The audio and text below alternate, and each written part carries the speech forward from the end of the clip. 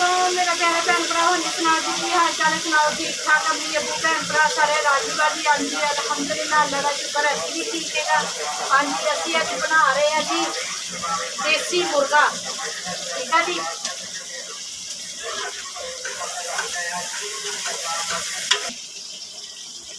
हाँ जी देसी मुर्गा मैं लिया के रखा हुआ फ्रिज के ठीक है जी। मेरे बेटे ने आना फैसलाबाद रहता मेरा बेटा बड़ा बुलाल ठीक है जी। मैं बेटा ही कहती कि है मेरा जवाई है पर मेरा बेटा है ठीक है जी। तो मैं अपने बेटे वास्ते लिया के रखा सी देसी मुर्गा 1.5 किलो माशाल्लाह लिया मेरे बच्चों ने भी आना सी पर ईदों बाद मैनू मिलने वास्ते नहीं आए है मैं उन्होंने है नाराज ठीक है जी। तो हूँ मैं खुद ही पका के खान लगी हाँ तो मेरा बेटा अगर मेरी वीडियो देख रहा वा तो यह देख सकता वा यह देख लो बेटा जी यह देख लो देसी मुर्गा करवाया थोड़े वास्ते पर तुसी नहीं आए खान वास्ते। तो हूँ मैं गुस्से ही हूँ बकरा ईद का तुसी गोश्त ही खाओगे ठीक है। यह मुर्गा थोड़े मुकदरा च कोई नहीं है। तो हाँ जी प्लेट भर के मैं प्याजा भी पाती कि प्याज साढ़े ब्राउन होंगे तो फिर बाकी मसाले है ना जोड़े असी वो पाते अदरक लसन हरिया मिर्चा टमाटर हर चीज़ चॉप करके रखी हुई है ठीक है जी। मेरी रेसिपी को फॉलो जरूर कराया करो पूरी वॉच कराया करो ठीक है जी। मेरा चैनल है इमाद विलेज ठीक है जी। मेरे चैनल को सबसक्राइब भी कर दिया करो घंटी का बटन दबा दिया करो कमेंट करके दसिया करो कि मेरी वीडियो थोड़ा अच्छी लग रही मेरा खाना पकाना सादा जिस तरह असी अपने माहौल च खाते पकाते थे थोड़ा अच्छा लग रहा तो लाजमी दस।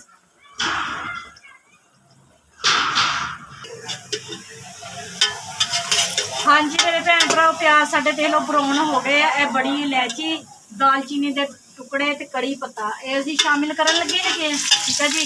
इन्हों गेड़ा दे के साढ़े है मसाले सारे बिस्मिल्लाह शामिल कर दिते है नाल हल्का जहा पानी शामिल कर दिता।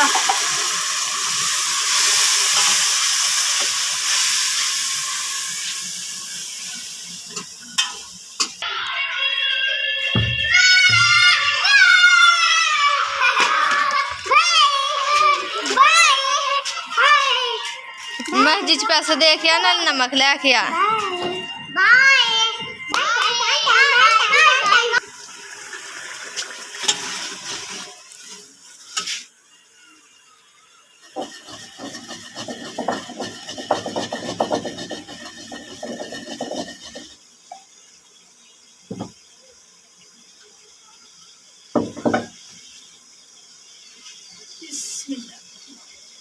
हाँ जी मेरे भैन भरा गरम मसाला सारे काली मिर्चा सुक्का धनिया जीरा सारिया चीज़ा ना मैं मसाला पीस के ना जरा रगड़ के पाता वा चंगे तरीके गेड़ा दे लेना भुन लेना देख सकते साडा मसाला माशाल्लाह भुज गया है वा। यह साडा जिहड़ा चिकन है वा देसी मुर्गा यह जा रहा जी मसाले के बिस्मिल्लाह। हाँ जी तो असी हुण इहनूं ना चिकन नूं देसी मुर्गे नूं मसाले दे विच अच्छे तरीके दे नाल ना भुनाई करनी जबरदस्त तरीके नाल। हाँ जी मेरे भैन भरा तकरीबन 15-10 मिनट मैं ना चंगे तरीके नाल मसाले दे विच ना देसी मुर्गे नूं भुनिया है वा बिस्मिल्लाह रहमान रहीम। हाँ जी हुण असी ना इन्ना को पा देना है वा पानी क्योंकि बच्चों नूं आलू पसंद है चिकन दे विच। ते मैं ना हुण इनू ला देनी कि 15 मिनट की सीटी ठीक है जी। 15 मिनट की सीटी लगावांगे पानी भी हो जाएगा खुश्क ते फिर ना चिकन भी गल जाएगा ते फिर दोबारा असी आलू विच पावांगे। अली इधर आले फड़ मेरा पुत्र तंदूर तो रोटियां लवा लिया जुम्मे रात अम्मा तंदूर हुणे लगा आले फड़ 2-3 जणियां दी रोटियां पहला हिला लवे ना ते फिर अपनियां रोटियां लवावी इदा सड़ जानियां। आटा लै जा फ्रिज च रख देनी ना ला ये उपर ही रख ट्रे जिदा मैं फड़ा डई थी उदा ही फड़ चल जा लै जा जल्दी। हाँ जी मेरे भैन भरा सीटी लगाती हुई अली हैदर में पेड़े करके देते है तो असी हम मौला मुश्किल खुशा अली का ना मोजा पढ़ाने लगी है ठीक है जी। आ बच्चे हंसाया के भी आए हुए हैं तो शरीनी भी मंगाई है तो मौला मुश्किल खुशा अली का मोजा सुनन लगी है। अली जा तू भज के रोटियां लवा ले भज जा पुत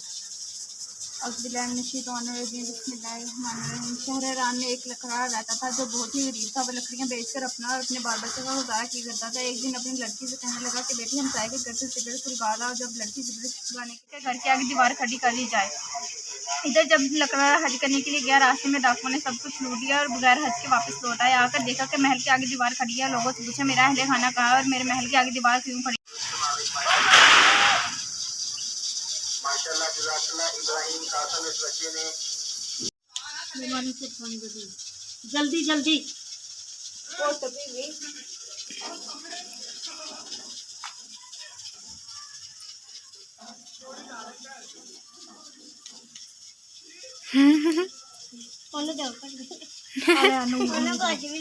नूर ਨੂੰ ਵੀ ਦੇ ਜਲਦੀ ਕਰ ਜਲਦੀ ਉਹਨੇ ਪੀਤਾ ਹੀ ਨਹੀਂ ਪੀਤਾ ਵਾ मौजा मैनू दे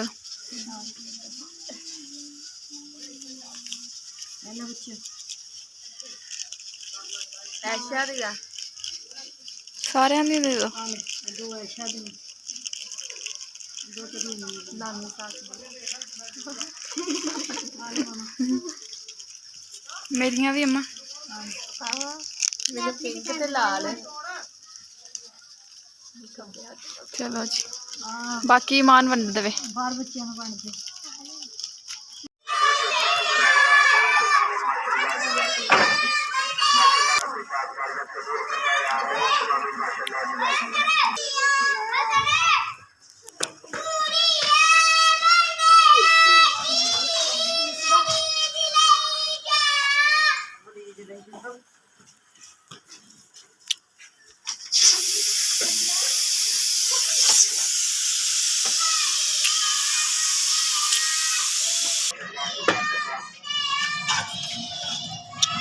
हाँ जी मेरे भैन भरा देखो माशाल्लाह गोश्त साडा गल गया है वा चमचे दे नाल मैं टच करके देख लिया वा तो हुण इहदे विच ना आलू सी पा देने है फिर 5 मिनट वास्ते पकाना तो फिर साडा सालन बन के तैयार हो जाना वा ते पक जाना जो फिर मैं अपने भैन भरावां नूं दिखावांगी ते मैं सूजी भी पकान लगी है जिवें रात ना ते मेरा अब्बा सोहरा जिहड़ा ना उहनूं हलवा बहुत ज़्यादा पसंद सीगा ते इसलिए मैं खास तौर पे अपने अब्बे वास्ते ना हलवा बनाऊंगी कढ़ाई धोंदी पे पकौड़े पूरे तली दे ना मैं कहती भी विचों दी मिर्च का जायका ना आवे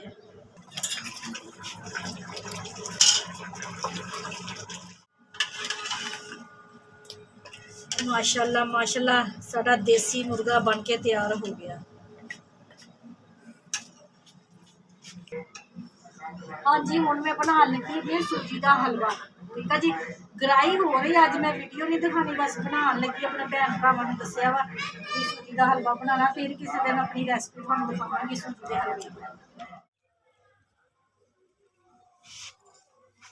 हाँ जी मेरे भैन भरावो साडा टाइम ना हांडी रोटी हो गया है वा नेरा होने तो पहला पहला खत्म भी दवाता है वा खास तौर पे हलवा मैं अंडे वाला बनाया है अपने अब्बे सौहरे वास्ते ठीक है मेरा अब्बा सौहरा नहीं सीगा मेरी अम्मी सीगी मैं फिर किसी वेले उन्होंने बारे तुहानूं तफसील नाल दसांगी ठीक है जी तो नेरा होण दिया है तो मेरे भैन भरावां नूं मेरा अज दा व्लॉग अच्छा लग्या तो लाइक करियो सबसक्राइब करो घंटी का बटन लाजमी दबाओ ठीक है जी मेरी आने वाली वीडियो तुहानूं मिल सके मेरे भैन भरा जिथे जिथे भी रह रहे खुश रहो शाद रहो आबाद रहो हमेशा हसदे ते मुस्कुरांदे रहो अपनियां दुआवां च मैनूं याद रखियो मैं भी अपनियां दुआवां च अपने भैन भरावां नूं याद रखदी मैनूं दिओ इजाजत अल्लाह हाफिज़।